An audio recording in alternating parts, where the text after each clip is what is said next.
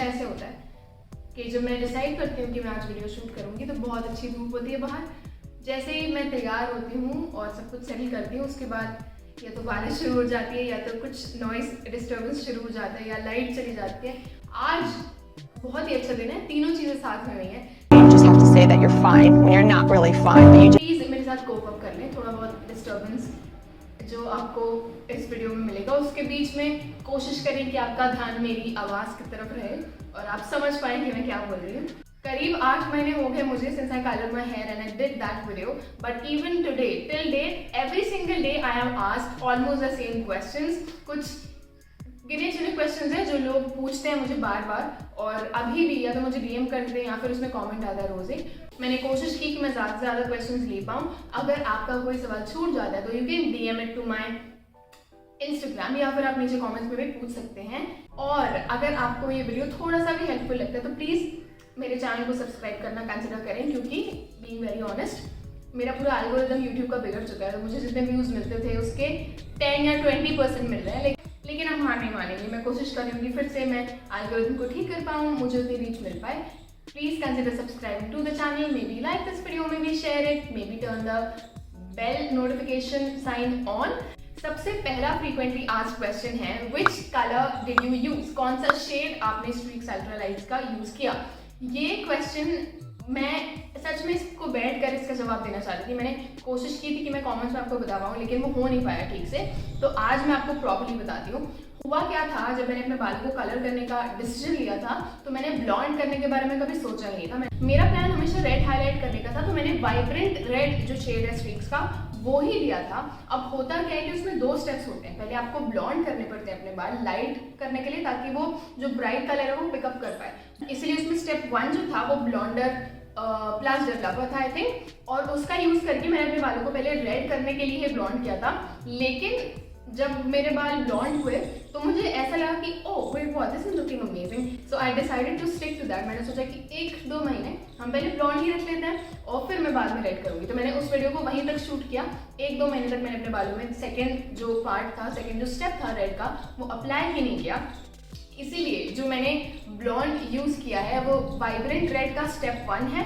अगला जो frequently asked question है, ये बहुत लोग जानना चाहते हैं और ऑब्वियसली है कि how long does the colour last. इससे जुड़ा हुआ एक और क्वेश्चन है कि क्या ये परमानेंट हेयर कलर है? अगर आप अपने बालों में ब्लीच यूज करते हैं, ब्लॉन्डर यूज करते हैं, तो वो कभी भी टेम्परेरी नहीं होता है। एक बात हार्ड रूल है कि if you are bleaching your hair, do not expect कि कुछ दिनों के बाद आपके बाल वापस ब्लैक हो जाएंगे। ऐसा नहीं होता है, ठीक है। जैसे कि मैंने बताया कि मैंने 1 या 2 महीनों के बाद ही अपने बालों को रेड कलर कर लिया था।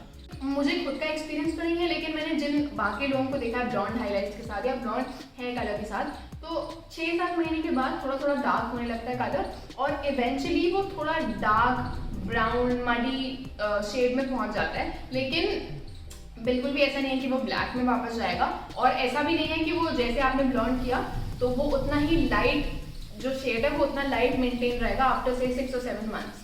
रेड जो मैंने स्टेप 2 फॉलो किया था और अपने बालों को रेड किया था स्ट्रीक्स अल्ट्रालाइट्स यूज करके, वो करीब 4 महीने तक टिका। 4 महीने के बाद उसकी हालत ऐसे हुई कि अब इसको निकाल ही देना चाहिए, अच्छा नहीं लग रहा था वो। लेकिन इसके साथ आपको ये भी कंसिडर करना पड़ता है कि how frequently do you wash your hair, क्योंकि आपका जो हेयर कलर है वो फेड, स्पेशली अगर आप वाइब्रेंट हेयर कलर्स यूज कर रहे हैं तो वो फेड होता है when you wash your hair. तो I use to wash my hair से every 5th day.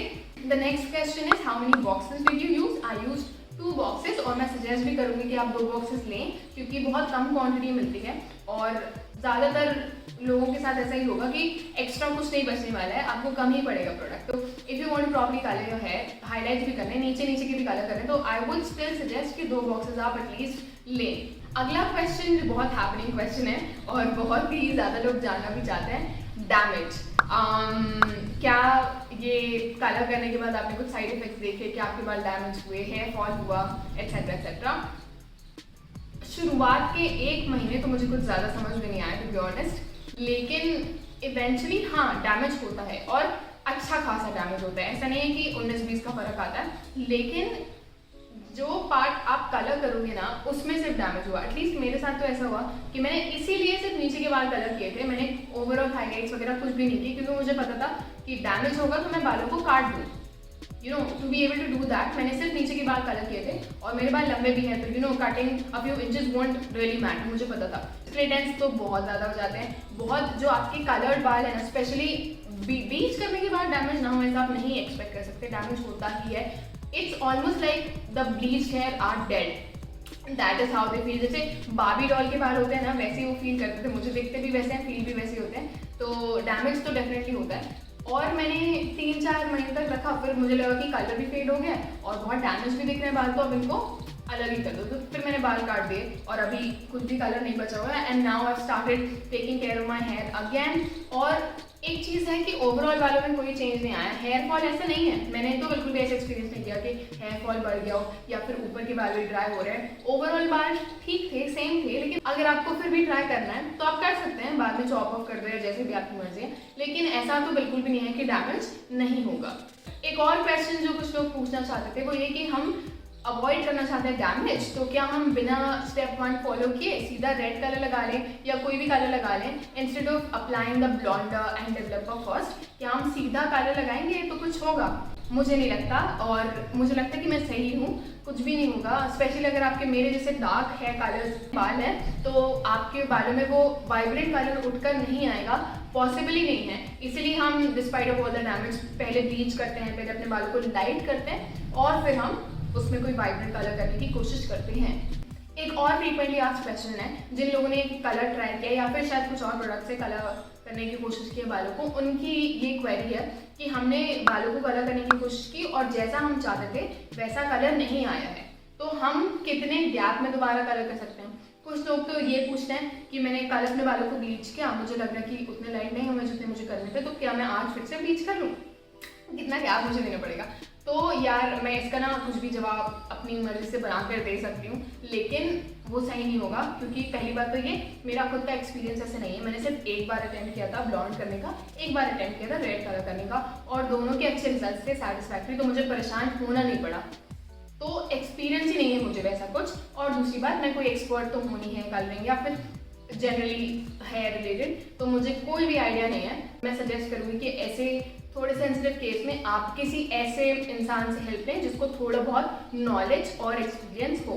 The next question is which shampoo to use. बहुत सारे लोगों का ये क्वेश्चन था कि क्या बालों को कलर करने के बाद मैंने कलर प्रोटेक्टेंट या कुछ इस तरह का स्पेशल शैम्पू यूज़ करना शुरू किया, तो नहीं, मतलब ऐसा बोला तो जाता है कि आपको करना चाहिए कलर प्रोटेक्टेंट या फिर you know damage protectant shampoo all of that, आपके भी कलर है, बट मैंने ऐसा कुछ भी नहीं किया because I didn't care much कि मुझे बहुत लंबा चलना चाहिए कलर है, इस तरीके की मेरी कोई डिमांड नहीं थी। तो मैंने जो मैं शैम्पू यूज़ करती थी उसी को कंटिन्यू किया, लेकिन अगर आप चाहते हैं तो आप कर सकते हैं। एक और फ्रीक्वेंटली आस्क्ड क्वेश्चन है कि आपका हेयर कट कौन सा है।